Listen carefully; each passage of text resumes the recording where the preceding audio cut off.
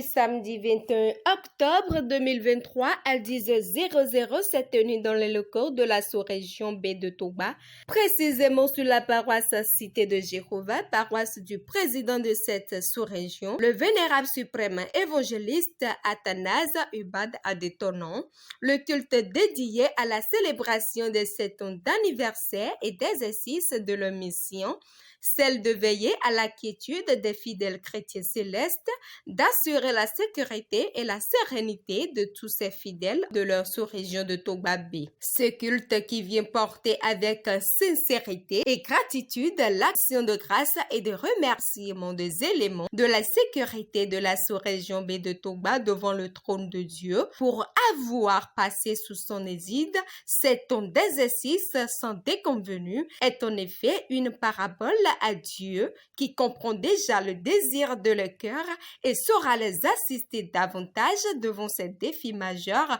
qui se pointent à l'horizon devant eux. Suivons le reste à travers les moments forts de ce culte conduit par l'évangéliste Geoffroy Adjaro de la paroisse Terre des Anges Sommet.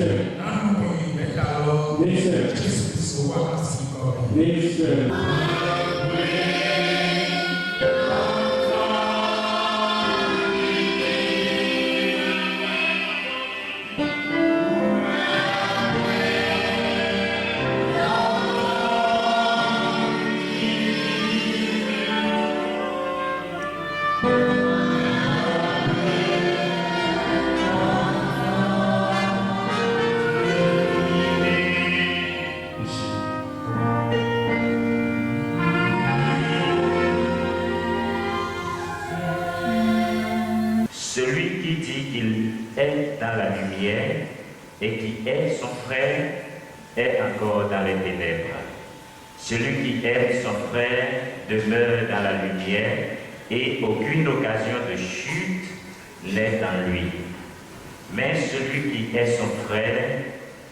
est dans les ténèbres. Il marche dans les ténèbres et il ne sait où il va parce que les ténèbres ont aveuglé ses yeux. Je vous écris, petit enfant, parce que vos péchés vous sont pardonnés à cause de son nom.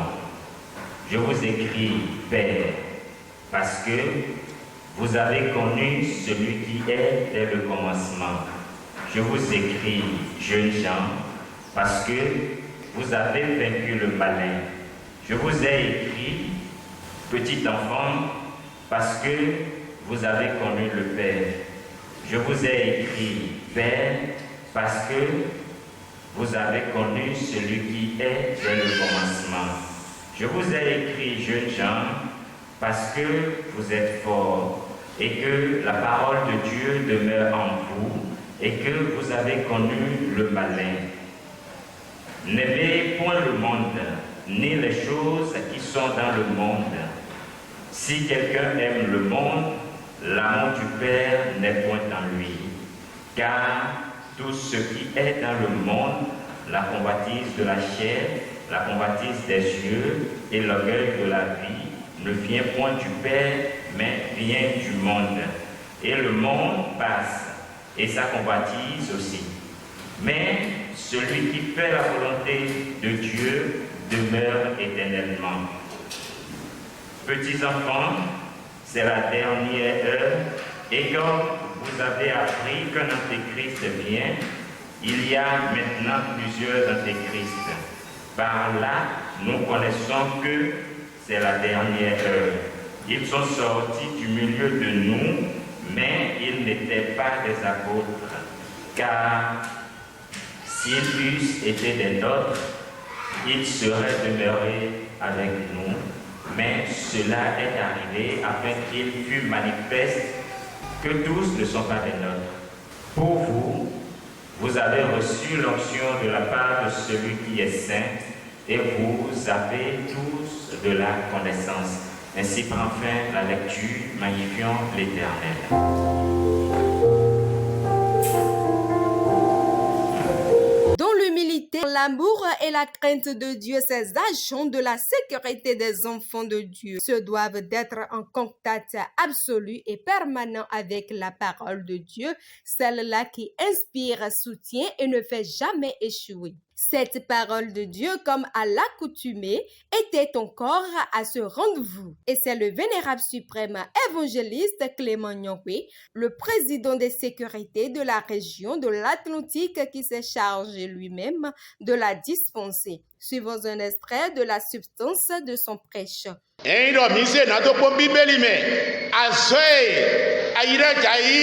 Na bubi sunu nyɔnu to wiwa to ayi ho egbeto me o ye deke to nu mi do owe wiwe owe gbeto me eyi do me hole me jenu pole kpo ayi ka ye de to me bode nu mo ko to da iwe a tito obesi to boka tito bibeli me eyi do mi kpo to so owe wa lo apostole leto ta eto ayi se he so afo eto aton me la hawele yeni he we unami toli maro tre keke amo mina time nuwe wa nuwe sécurité ayina jaina aguvi sunu yonu yi do agusi se we lototo me mi drona time nami bo mina mon kunje go bona nyero endo mi mo sécurité si vide ti tote mi majore do nu foron blo na medidi okuno ton we eyin to nu komiton do nu komiton ne mo wari so minu mi ene wutu anu vichelemi na mini chanto midele me beto chanwe de qui l'ont montré bon témoignage. Bon menele dona he kuni de dagbe oyin dagbe beto e ye de kuna go gbigbo we toto dali bo gbigbo we so ti to me mo do leji Qu'il soit plein d'esprit saint et de sagesse. na menele dona do gbigbo wiwe odo ntutu nugo Et que nous chargerons de cet emploi. bon minaze azole kotole to alo mina me chanwe mo kotonle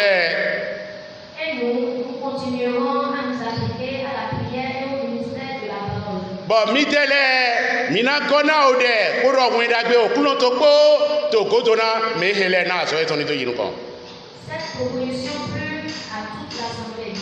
na ehebasi akpadre ne lo tito ne lo na gwenu ede to so aguno ahoka aguno to ji na gbeto le ko de alobo yi tito mon koton. Il élève Étienne plein de foi et d'Esprit Saint. Na gwene nwe yiwa de Etienne ke gbigbo weti deji yiwa de Etienne do de gbeto mon koton do po. Philippe Rochon. Na ye so de Philippe na ye khayi ko sanwe na mi po ganti ni ko di de sanwe we yede bo gbigbo weti to me mo koton leji bo minado do kando he basi sécurité mi to leto kando he tito sous région les mains di sous région be to gba ton me to egbe wenu emize wa tite fi do basi bureau lo si dali mena biwe yede to bureau lo me mena biwe chan do bureau lo me na gbeto chan we chan do bureau lo me be tito mokoto ede tana onu heye harami to tire divie to me ya kabe ma de tana ede tana azohe me hoho le ko wadai to hoho hwenu me ko wona do bibeli me ede tana ene utuwe betake mi to le dona mi do hwenu yina chagbeto mokoto le yina pome mokoto le ganti bo yire igbeto he sogbe beto he mi nwe to sra mi to le me to agun mi to le di me mi nyo nu wa lo eto le mi nyo sisa eto le mi nyo hogbe eto le mi nyo wa lo dagbe eto le viveru di dodo agun hogo le me sisi di dodo agun hogo le me modo le we mi na tanto sécurité mi ton le me na mi ka modo ro togba he basi togba be mi na se na do de kuna e basi medide mokoto he chanto togba be le bo medide mokoto le cha e ye so gbe ha o he ye to di do na mi to bibeli me Exode 18 à partir du 17e verset kote we do na mi minamudo azoe komide mimato agakpon na to zigato to azo mokoto basi na azo de we yin bo bi to so gbigbo me azo hele kokule ko to so gbigbo me bo ka to so bibeli me bo to so tito tita e basi akunton le me. Tu t'épuiseras toi-même et tu épuiseras ceux qui est avec toi. Pour aller vite, il faut aller à Rouen. Mais bon, donc, enseigne-leur les ordonnances et les gloires. na nyɔnwe mose tɔn dɔ xlẽ dɔ na nu xe xie to wiwa manyi dagbe na we gba na onu ne yawo ti kɔ na we nugbo na xie kpo gbɛtɔ eti to tewe lɛ kpo na agbalɔpɛ gbawo agun sise wiwe lɔtɔ si agba e ma nye agba furafura ekpɛ gbawo sɔnta kaka do aya fɔ agba kpekpe wɛ meɖokpo magawa azɔlɔ meɖokpo magawa azɔ mɔkɔtɔ wɛ zɔnbɔ kando kebasi to gba betɔn lɔ egbe meti to nukɔ ye tɔn bona de xlẽ ɖɔ azɔlɔ ma ye meɖokpo si azɔ misɔmi.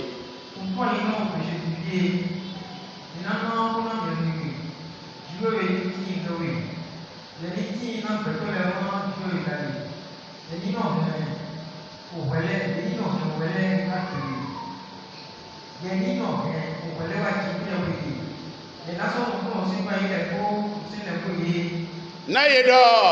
agbalɔ iba se agba kpekpe na merokpo maga ba se agbalɔ merokpo maga hɛ agbalɔ wɛzunbɔ kpenu ye se agba mɔkɔtɔ na papa mi tɔ eye ba si papa agbadzi gã ete kpɔ bokpɔ eye ba si tolɔ le me botsagbɛtɔ eye dɔwu bibeli dɔ na mi lɛ mego ye ɖo dzi ɖi do bona se asɔn mɔkɔtɔ do ɖa lɛ ye tsã botsa sɔsɔ région ɖokporoko me. Ye wa tsa toso commune do Koroko me ye wa tsa toso sous région do Koroko me ye wa tsa toso agun do Koroko dzi ne te utu ne ye do agbalɔ ekpe na oho na basi oho da ho le we mi na se to papa agbadzi gade be ina se to papa ade ogun de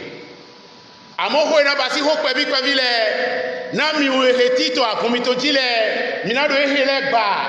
ho na huga akun le ye na sese to sous région le de ho na huga sous région le ye na sese to commune le de ho na huga commune le ye na sese to e basi région le de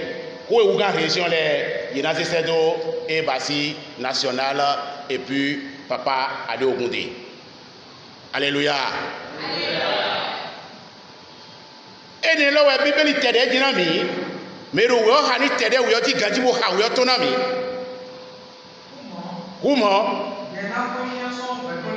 ye na po chanson gbeto le me o me moto koto gbeto mo koto ne ibusi si we yawe gbeto nu gboto na gbeto hegbe wona onyira hegbe wona ali gblegble ali bulubulu le me mokoto yi na kpobura cha boyi me mokoto do gbeto le nu na do yi o ga me photo 1000 leto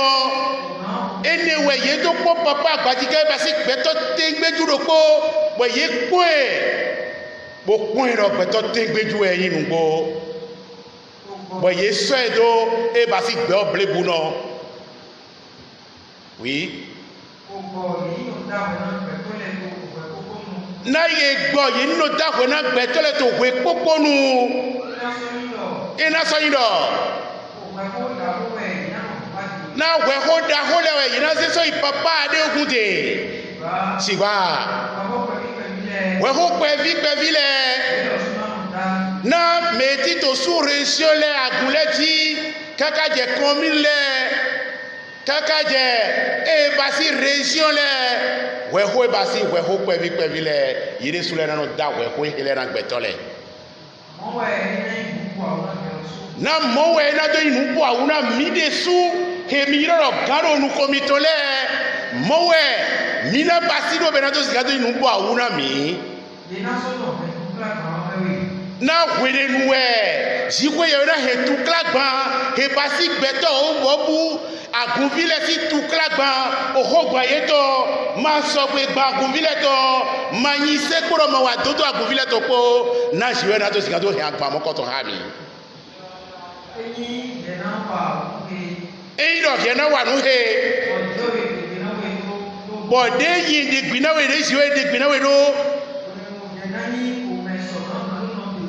na wele nuwe sien yi na wele nuwe ye do base bo basi deji wele nu aso to na foda aso mi to na foda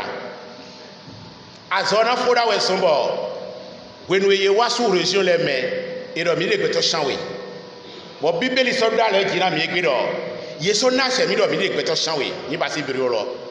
gbeto e ka so pe gbeto e do nuwe beto ma do broro wutuwa beto ma do agizi do ayito me a ewe iro minicha egbedi na ye wa se do beto orokoji do egbe les réformes de so ebi akumi to me we ye wa se do beto oroko na mi to egbe do so région le me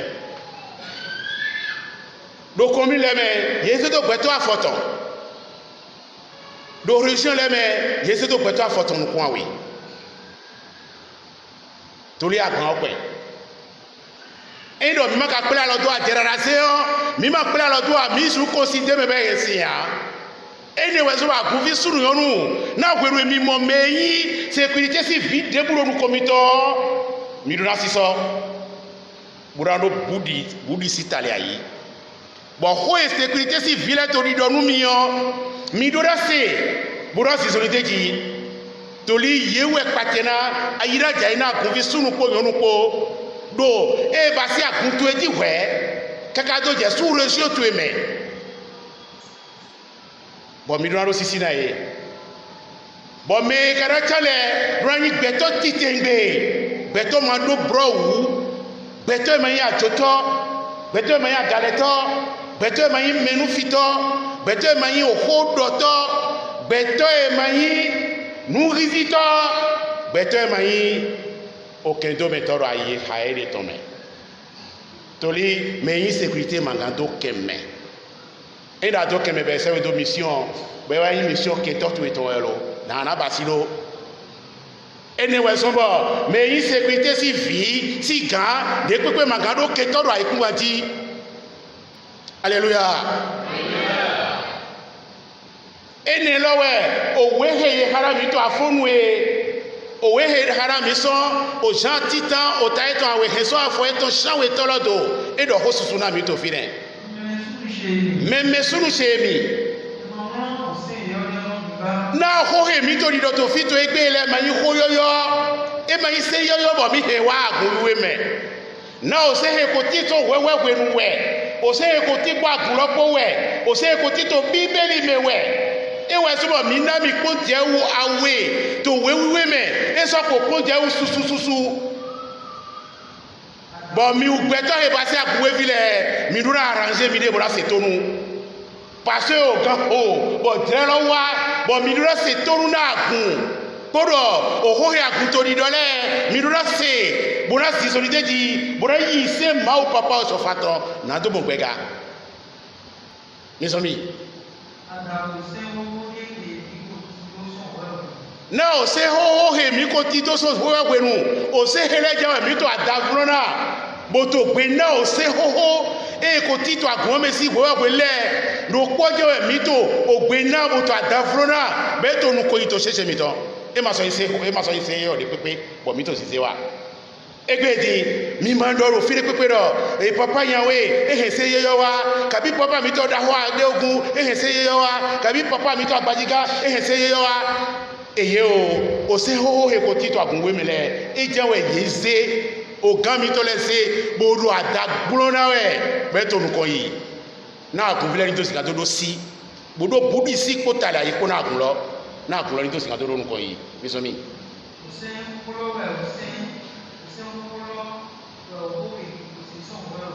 na o se hoholo ewe yi o se he mi ko se so wewe gwenu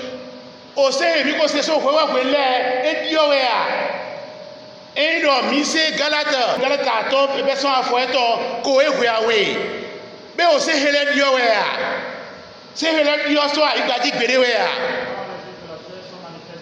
na aso agbasa to le so a o ke to dire divie to me na hele ba se ayo didele na ma wele na ma wa se tre gole na e basi bosio si sele na e basi maji biblo le na mu wa se tre gole na homekedo mele na e basi awu wale sien yi nkoto be o se hele yoyo di we se hele wa se hele ko ti so wewe kwenu o se ho e o ti to bibeli le mewe se nle ro kwa we papa so falese ko se ado akun we me boro gwie no visu no vinyonu adoda yi se hele da do mo boje so bu iko to me ino yi sécurité si fi ba ma yi se a anaja ibi o mo dido le gbaton le me ino aso si we to we ba ma yi se a aso si we to e ye so we lo ino ma yi se aso ko a anaso wide do wa wide sinu ewe so no visu no vinyonu mi do yi se he basi bigboton mi do yi se he basi bigboton le na do ma ya je yi we ka hia igbeton lo mi so mi gboro na gboro apopo lo hodo na mi gboro se ye yo dewe e se ye yo dewe mi ka so won la se do mi ya gboro se yo dewe so won na mi mo ka yi mo to e wo me gboro to na si to wai o ni mo so to bi ewu na si vlu ko tuai bo hiho defo dagbiragbe defo soro si ze wa ko igbe to igbe na si vlu ko tuai na aso ti vlu to le na mi yo aso hele unyere supagba na si vlu si aso le ko tuai bo hiho so to hiho do mi meto igbe hiho we so bo ye to si ayira jai na ko bi sunu yo do te to agudo porokoji to sous région do porokome to commune le me to e basi région le me no e basi bere blebu na hiho da hodiwe sécurité yina agun wiwe to egbe toli loué tito ablumele mais une sécurité civile il a des taux de banga ba kunu koto le namo chef sous région tutelle et tito toba mais basi président sous région sécurité dona bia et basi hiholome buna de le taux de banga na chef sous région lo mais na monu kuna to singa to waso ba auton pour qui go clôt na to singa to tito oti ene wutu nwe basi ablutole yeule ko tuai egbedin nwe basi hiho tole we so awukia to nukono propo mi tole ton endo ayi gbeto abluto to so dai endo amate ko bo corriger dewe a bo bi o hiho me a ye na gbewe dai mi so mi ene wutu e bibeli to ro mi to afunu ro me do mi tito hiho me adomi gbigbo si fibo ka gbera meme sunu to e na so poro ablume mi me sécurité civile mi sugbe wa no mi no sole ya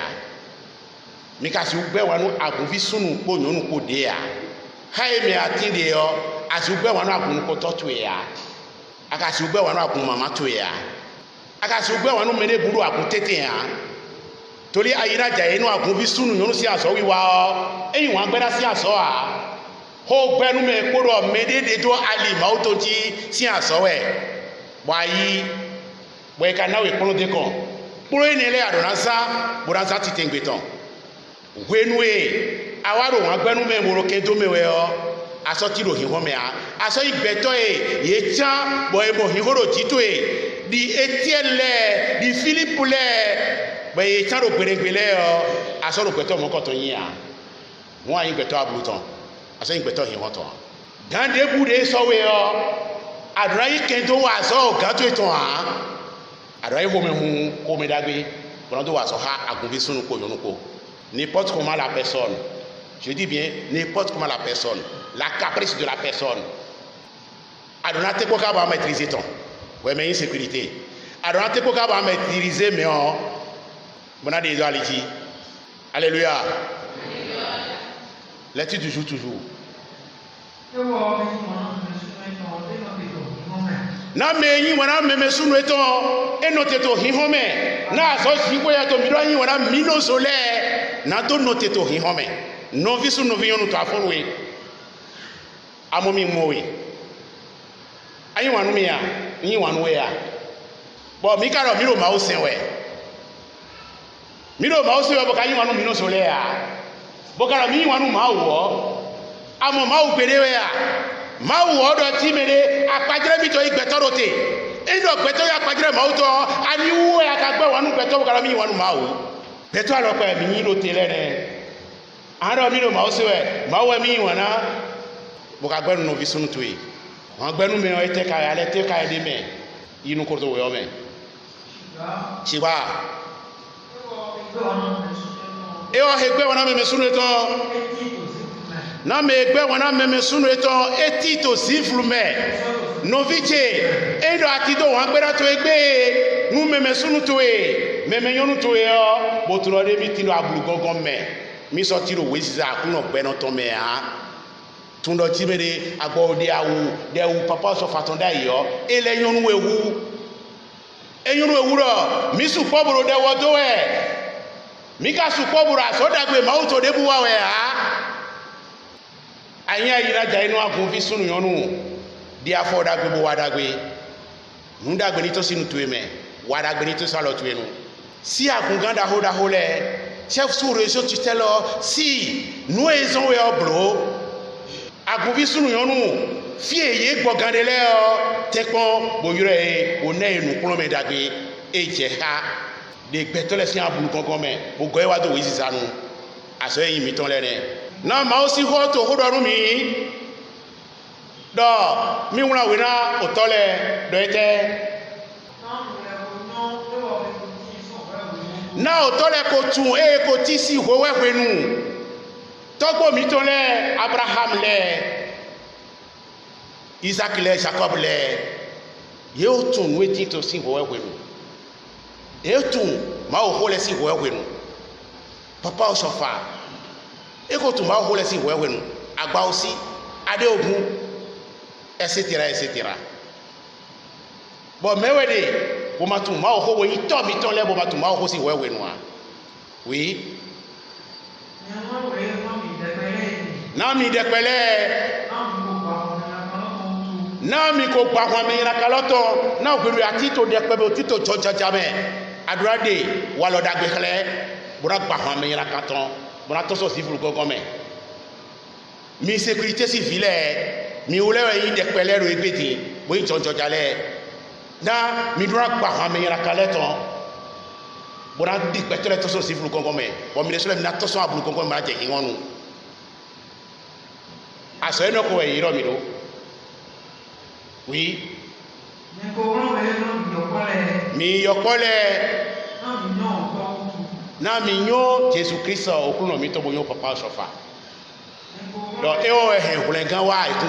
Et si les premières lignes du chapitre 127 des Psaumes nous enseignent qu'en ceux qui gardent la ville la gardent si l'Éternel ne la garde. Mais quelle est la jeunesse de cette initiative? D'où vient donc cette idée de sécurisation des enfants de Dieu confiée à Papa Oshofa? Le secrétaire général de sécurité de cette sous-région Togbabé nous donne plus d'éclaircies à travers son discours livré à toute l'assistance. Historique de la sécurité de Togbabé. La commission de la discipline, de la sécurité, de la justice et du contentieux de l'Église du christianisme céleste a pour mission de veiller à la sécurité des hauts dignitaires, présidents, des hauts dignitaires et autorités politico-administratives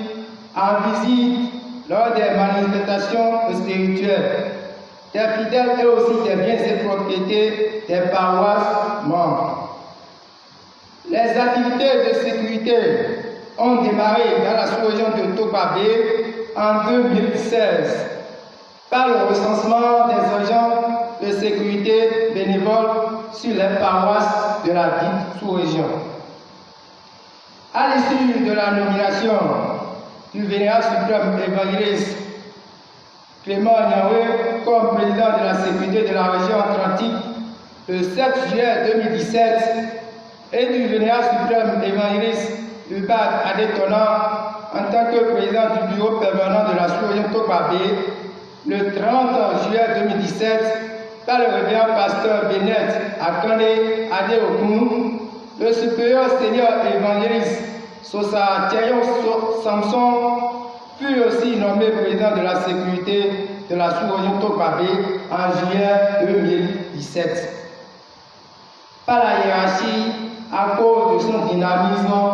et de son sens d'organisation. Après l'installation du tout premier bureau exécutif de la sécurité de la sous-région Togbabé, composé à l'époque de 7 membres, en novembre 2017, les activités ont débuté avec l'installation effective des cellules de sécurité paroissiale. Chaque cellule est composée de 3 à 7 membres selon l'effectif paroissial. Nous disposons de 33 paroisses dans la sous-région de Togbabé. Les cellules paroissiales travaillent en collaboration avec le bureau exécutif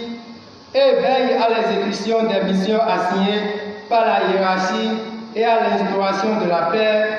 sur les paroisses membres de la sous-région. Nous avons aujourd'hui un bureau exécutif composé de 16 membres et une coordination des femmes sécurité, composée également de 7 membres. Chaque année, nous travaillons suivant un plan de travail annuel, PETIA, qui est souvent rédigé et adopté en Assemblée générale du mois de décembre de chaque année et mis en exécution dès le mois de janvier de l'année suivante. Selon les activités clés de nos plans de travail annuels,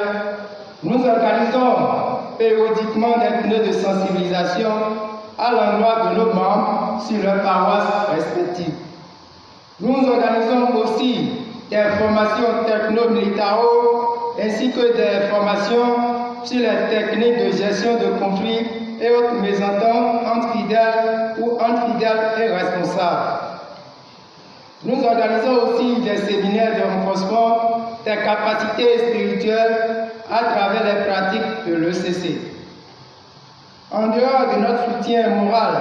et spirituel et financier à nos membres en difficulté, nous disposons également d'une association d'entraide et de solidarité qui a pour but de se soutenir lors des événements heureux ou malheureux. Nous assistons également à toutes les fêtes d'action de grâce pour des moissons de la sous-région et à toutes les activités clés des autres structures, à savoir Bureau civique oral, Bureau exécutif des visionnaires, Association des femmes de notre sous-région. On se réunit à la fin de chaque mois, soit les derniers dimanches, pour faire le bilan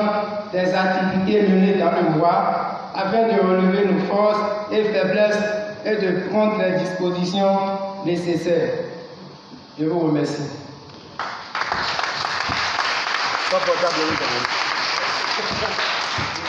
Alléluia. Alléluia. Alléluia. Le roi c'est pas le connant. Merci. Mais le roi c'est pas le bon galère. Bon, il est clair avant passer nous wiwa, il est clair au téwé non. Bossé, il est clair avant pas d'arrosser quand même. Mais le roi c'est pas nié.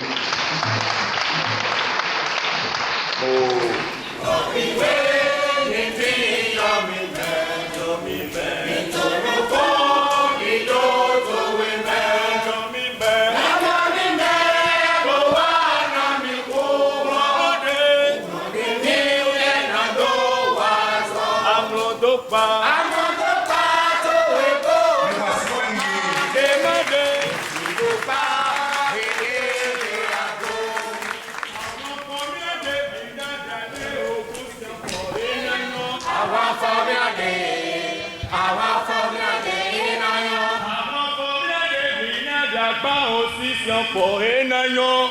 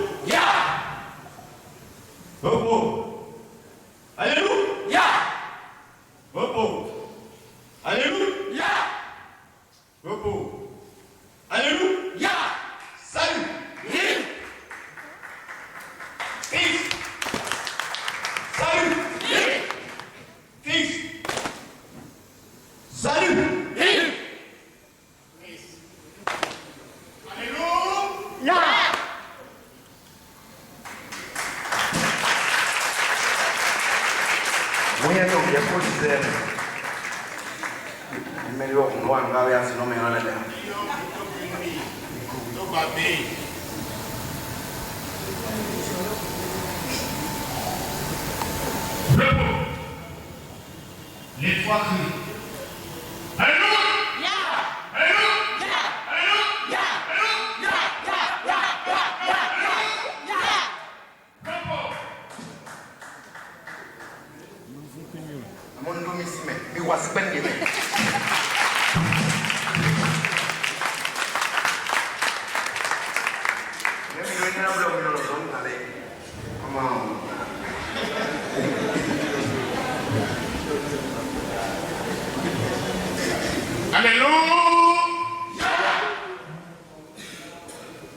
C'est bien. Toba B. Le président Sosa Samson, applaudissez pour lui.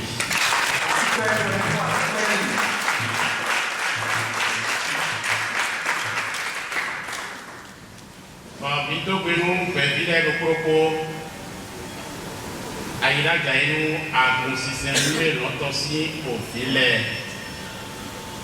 Et Tito Ha, Toba B, ton main. Il faut que votre numéro, non, pour pas te faire un peu hami. Pour y compter Jésus-Christ ton main.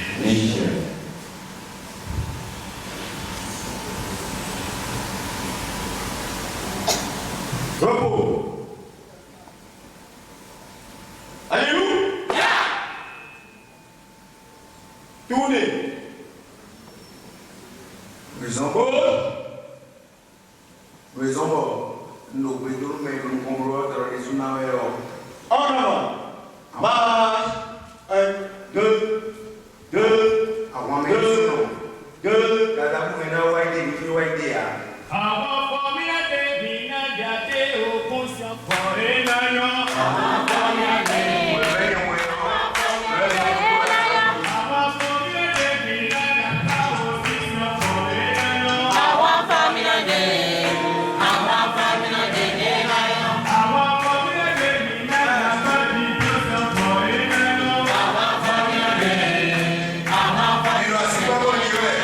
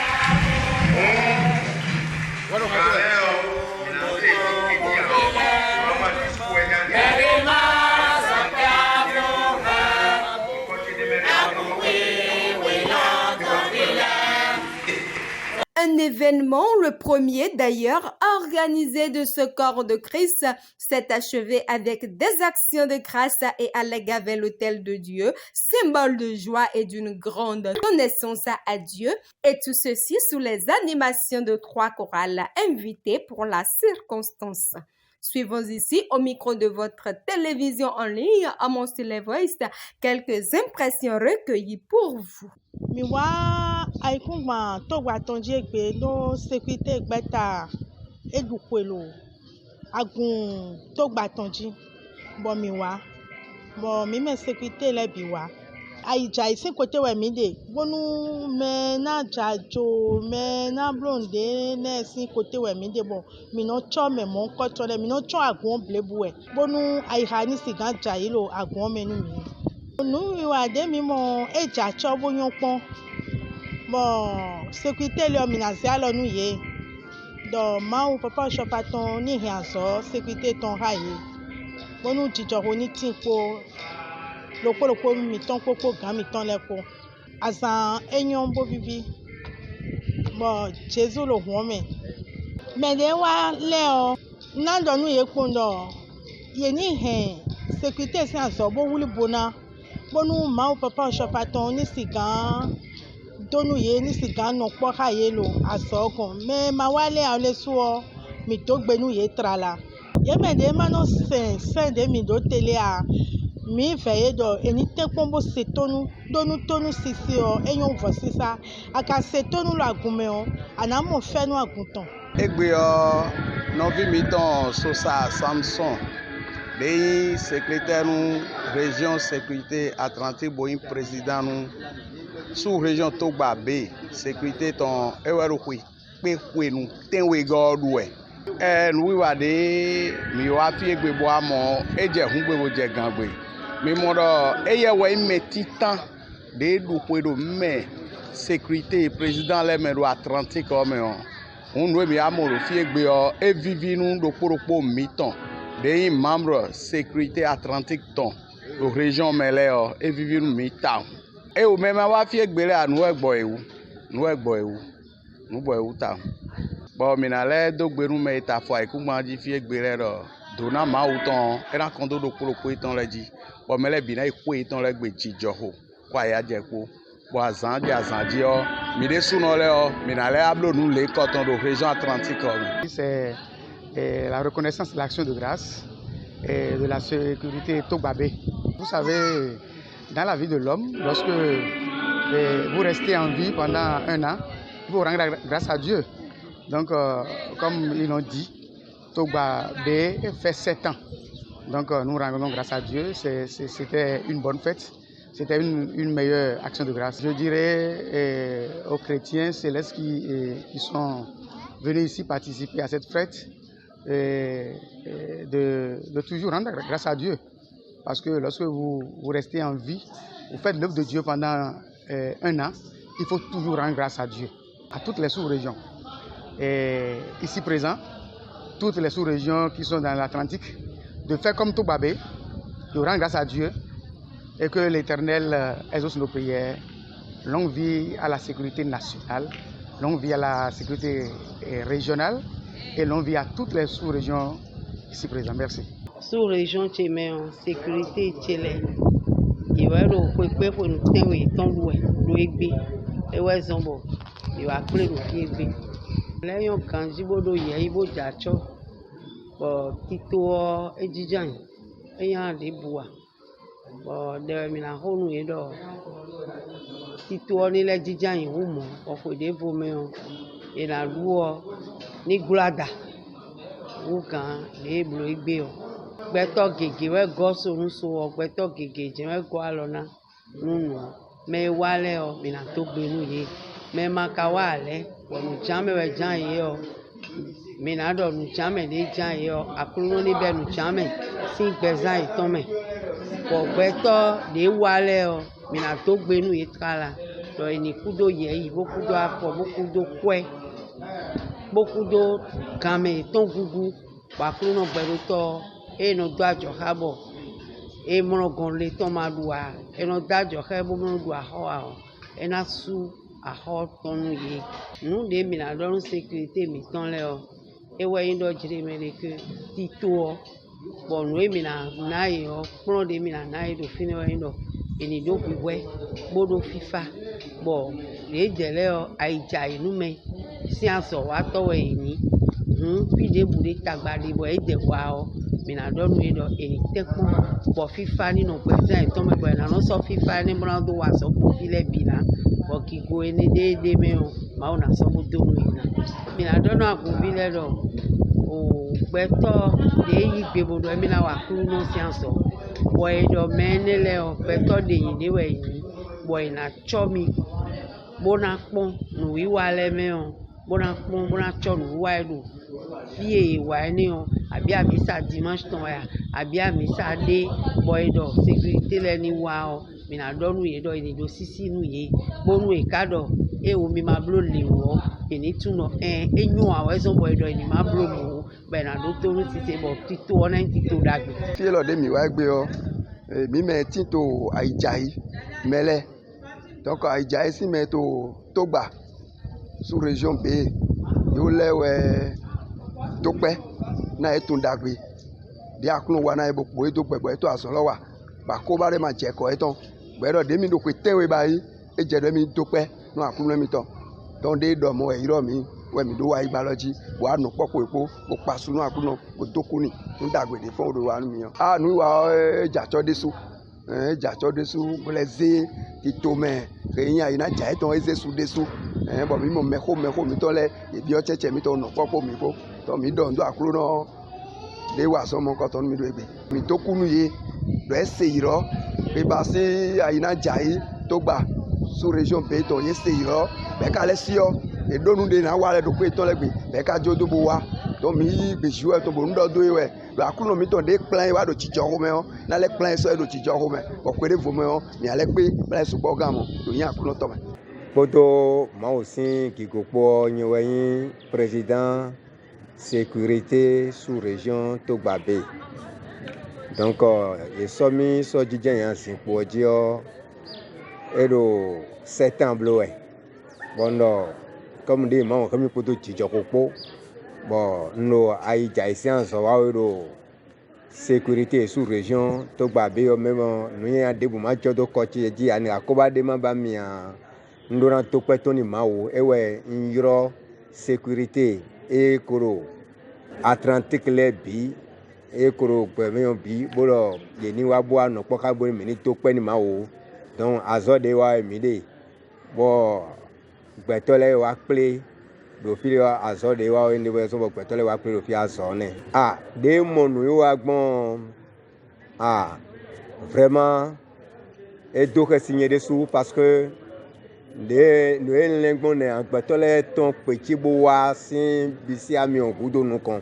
mele watam parce que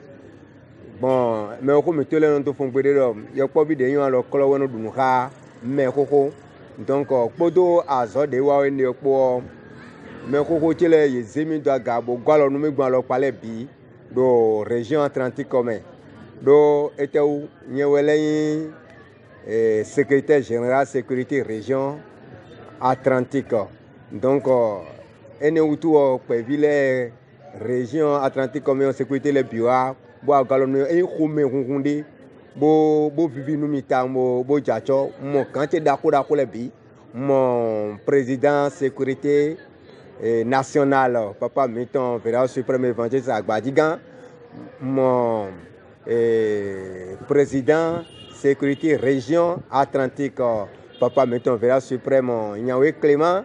mon bordé autant les PVP les mon papa Miton Véra suprême évangéliste Adomon Blaise donc bon il est igual nommé mon président sous région Togbabe papa Miton Sidi Dioha Véra suprême évangéliste Adetona Yibak donc bon sous région c'est me kokole yeno kudo che mon secrétaire sous région ton mon Véra suprême évangéliste papa Vincent Corneille mon adjoint ton suprême évangéliste Kanezi Bléou donc moi me kokole bo ye gwalo nu mi ye sekpo mi me koko dako le mon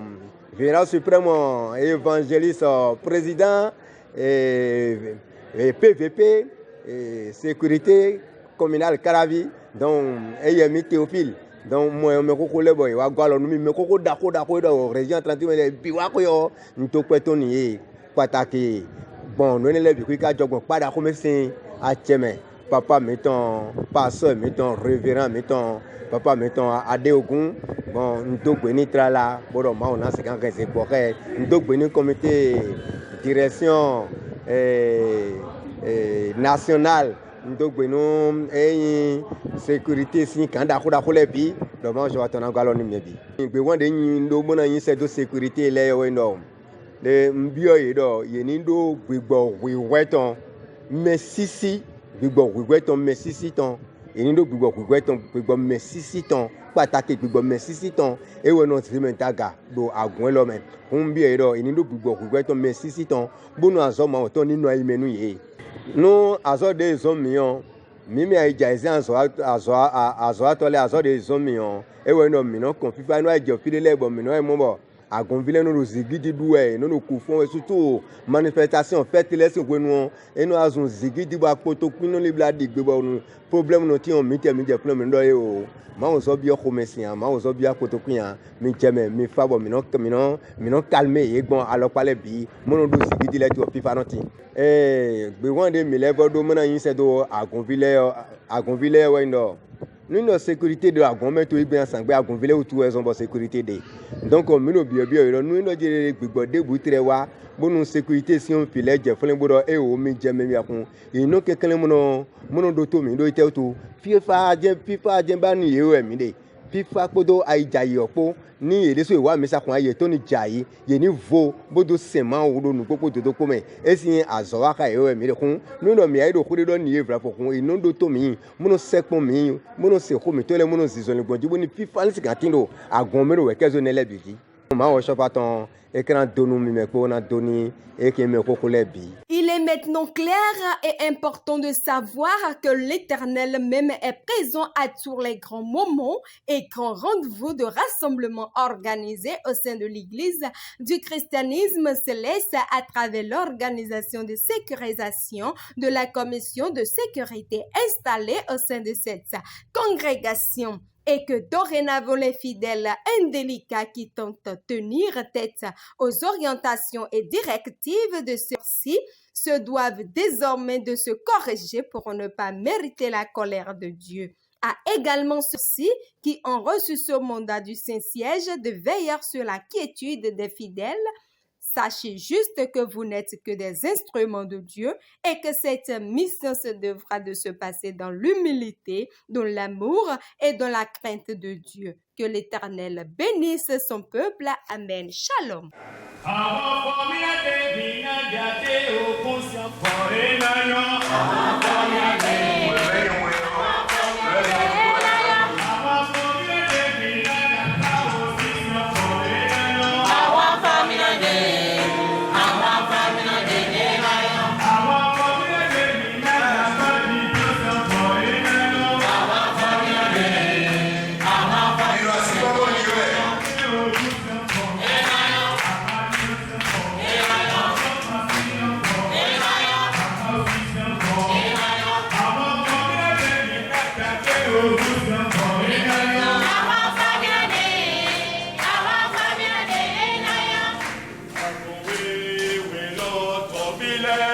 Solo